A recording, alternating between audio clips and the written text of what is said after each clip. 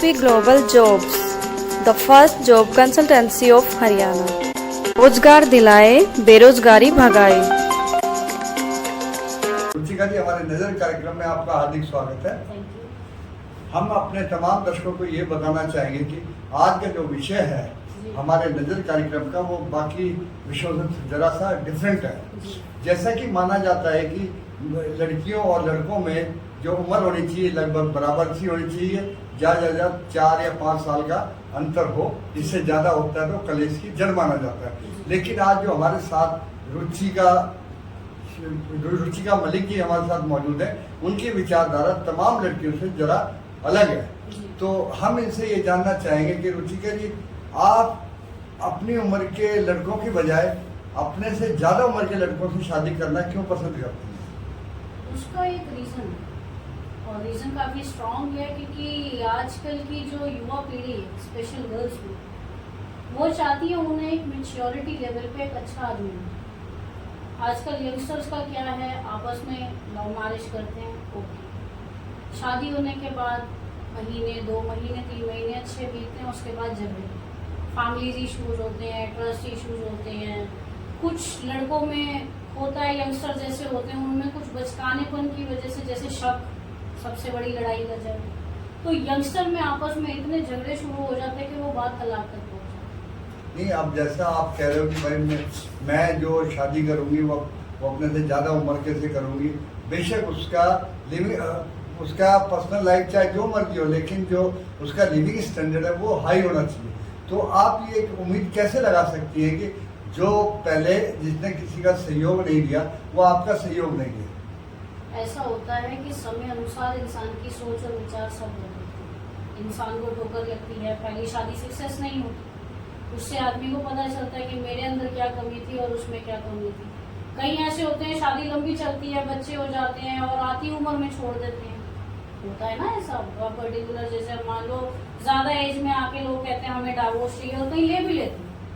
नहीं, जब age gap की जहाँ बात आती है कि आप अपने से लगभग 20 साल ज़्यादा एज के व्यक्ति से मैरिज करना चाहती हैं, तो क्या उसके जो मेच्योरिटी लेवल है और आपके मेच्योरिटी लेवल में कहीं डिफरेंस नज़र नहीं आएगा?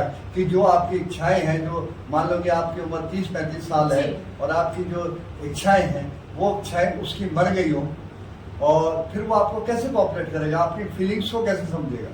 इसका एक सबसे बड़ा रीज़न है फाइनेंशियल इश्यूज। पहला, लड़कियां मिडिल क्लास फैमिली से जो बिलोंग करती हैं स्पेशली, उनको यंगस्टर्स में कोई इंटरेस्ट नहीं होता क्योंकि वो स्ट्रगलर्स होती हैं। दूसरी चीज़ ये है कि जो मैच्योर आदमी होगा, वेल सेट होगा, आती एज में होगा, उससे 10 साल या 15 साल की एज का भी गैप होगा तो उसे चलेगा। क्यों? क्योंकि उसके आने वाले फ्यूचर को सिक्योर करता है। और स्पेशल बात यह है, मैच्योर बंदे में लड़ाई झगड़े वाला कोई सिम्टम होता ही नहीं, उसे चाहिए बिल्कुल पीसफुल लाइफ। और लेकिन आप जब बात आप करें कि भाई जो एज पर्सन होगा वो मैच्योर होगा, लेकिन वो दूसरे एंगल से भी तो आपके बारे में सोच सकता है कि मैं तो मैच्योर हूँ और आप मैच्योर नहीं है, फिर भी तो वही परिणाम होगा जो परिणाम आगे होना चाहिए। ऐसे कैसे होगा पवन जी? वो तो ये है ना कि भाई अगर जैसे अब शादी की बात होगी तो ऐसा जरूरी नहीं है बिना मिले तो देखो शादी की बात नहीं होती। आपस में बैठेंगे, बात करेंगे, एक दूसरे का IQ लेवल चेक करेंगे, मैच्योरिटी लेवल चेक करेंगे, उसके बाद ही आदमी प्रोसेस कर पाता है शादी के लिए। ऐसे थोड़ी हो जाती है शादी। नहीं, आप फीलिंग से शादी ना करके प्रोफेशनल वे में शादी करना चाहेंगे? वो प्रोफेशनल वे नहीं कहते उसे, वो एक कहते हैं कि एक अपनी मेंटली हेल्थ को प्रिपेयर करके और इस चीज़ को एक्सेप्ट करके चलना कि मैं एक मैच्योर आदमी से शादी कर रही हूँ और वो आगे चल के मेरा साथ देगा। ये पहले ही माइंड मेकअप होता है।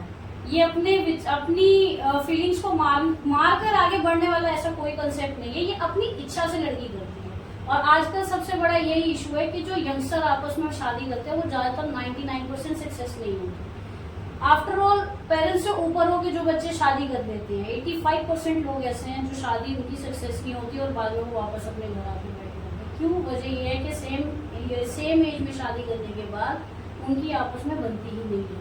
फाइनेंशियल इश्यूज बीच में आते हैं, प्रोफेशनल लाइफ बीच में आती है, प्लस आपस में मैच्योरिटी लेवल मैच नहीं करता है। क्योंकि लड़की कहती है मुझे ऐसे रहना है, वो कहता है जी नहीं मेरी फैमिली के हिसाब से चलो।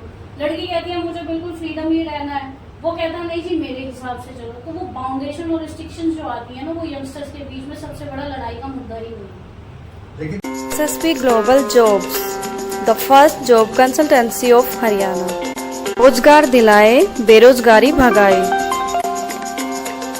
एक चीज है, अब जैसे आप अपने विषय को लेते जी। हैं तो आप कैसे मान सकते हैं कि जिससे भी आपकी मैरिज होगी वो आपके ऊपर किसी तरह की बाउंडेशन नहीं लगाएगा? ऐसा है बोल जी, हमने भविष्य तो देखा नहीं, हम अपनी एक कोशिश कर सकते हैं। अगर वो कोशिश सक्सेस हो गई तो जिंदगी अच्छी बीतेगी, क्योंकि हमारा अपना डिसीजन लिया होगा, हम उसमें किसी को ब्लेम नहीं कर सकते। दूसरी चीज ये है, हम पीछे ही मिडिल क्लास फैमिली से हैं। अगर हम आगे अपग्रेडेड अपनी लाइफ नहीं करेंगे तो फिर शादी करने का फायदा क्या? फिर तो हम अपने घर में अपने माँ बाप की सेवा करें, क्यों किसी के लिए रिस्पॉन्सिबिलिटी? नहीं, अब जैसे बात करते हैं कि मैं जैसे आपको लगभग पिछले 10 सालों से देख रहा जी। हूँ, आपका जो गेटअप है वो लड़कियों के बजाय एक लड़कों का गेटअप है। ठीक है। तो हो सकता है जो आपको आपसे किसी तरह के एंगेज होना चाह रहा हो कि ठीक है मैं रुचिका से मैरिज करना चाह रहा हूँ, ठीक है, वो कहेगा जी मुझे तो लड़की के जो उसकी जो फीलिंग्स है वो एक लड़की के प्रति होगी, ना कि रुचिका एक लड़के के रूप में उसको नजर आए, तो उसको कैसे फेस करेंगे? अब ये तो हमारी विचारधारा पे प्रिटेंड करता है, क्योंकि मेरे पास अब तक जो मेरे पिछले एक्सपीरियंस से लेकर इन 5 सालों में जो मेरा एक्सपीरियंस रहा है, मेरे पास 85% लोग ऐसे हैं जो मेरे साथ ऐसे ही गेटअप में शादी करना चाहते हैं।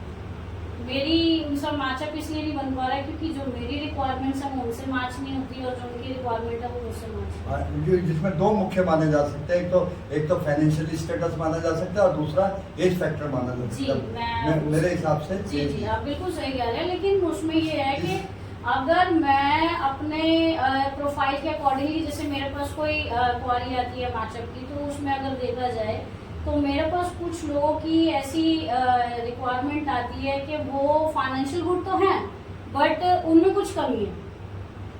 किसी में कोई हेल्थ इश्यूज है, कोई डाइवोर्स है, कोई विडो है, कोई सिंगल पर्सनालिटी है, कोई बिना माँ बाप की है, कोई अकेला रह रहा है, कोई फैमिली के साथ रह रहा है। ठीक है, अब मेरे साथ इशू ये आता है कि जो मुझे मिलता है, जैसे मुझे चाहिए दिल्ली का पर्सन, मुझे ज्यादातर मिलता है दिल्ली के बाहर का पर्सन।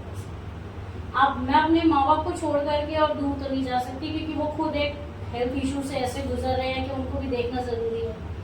तो जब तक वो हैं तब तक तो दिल्ली नहीं छोड़ सकते। दूसरी चीज ये है, अब उनकी रिक्वायरमेंट्स ये होती है कि जी आपको एडजस्टमेंट करना पड़ेगा, आपको दिल्ली छोड़नी पड़ेगी, आपको पेरेंट्स छोड़ने पड़ेंगे, मैं जहाँ रहूंगा वहाँ आपको रहना पड़ेगा, मेरे टर्म्स ऑफ कंडीशन पे।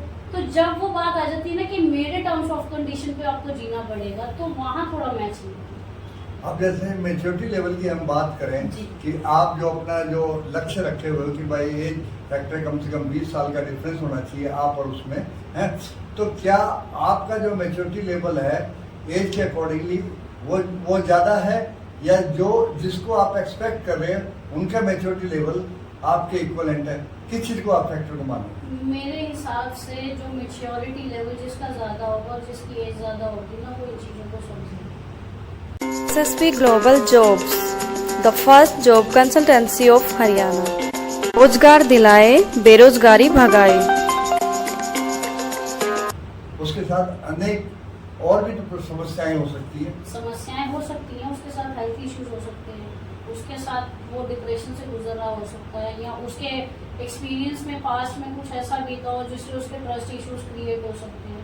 अब उसको हम समझा सकते हैं, बता सकते हैं, आगे बढ़ना ना बढ़ना वो उसकी इच्छा है, लेकिन कोशिश हम कर सकते हैं अपने जीवन को एक अच्छा लक्ष्य देने की, कि हम जो कोशिश करना चाहते हैं। जैसे आपने एक ये मुद्दा उठाया जी, बड़े उम्र के आदमी के साथ शादी करना ये सही है या गलत, ये पूछना चाह रहे हैं ना आप। तो इसमें तो यही है कि मेरा मानना ऐसा है कि जो बड़ी उम्र का आदमी होगा, एक तो वो उसमें मैच्योरिटी लेवल इतना होगा कि वो इस बात को समझेगा कि मुझे एक लड़की को रखना कैसे है, और जिसका डाइवोर्स हुआ होगा, जिसने चोट खाई होगी, उसे पता है जी मैंने ये काम किया, मुझे आगे ये काम नहीं करना, मुझे अपनी जिंदगी और अपने नेचर को बदलना चाहिए। यानी आपके कहने का तात्पर्य ये है कि आप किसी पप्पू किस्म के लड़के से शादी नहीं करना चाहेंगे? एग्जैक्टली, क्योंकि जो यंगस्टर लोग हैं ना वो स्ट्रगल में, और कुछ यंगस्टर ऐसे भी हैं 25% यंगस्टर ऐसे भी हैं जो पेरेंट्स की जल्दी प्रॉपर्टी पे काम तो कर रहे हैं, ऐश तो कर रहे हैं, घूम रहे हैं, फिर रहे हैं, गर्लफ्रेंड 4 बना रखी है,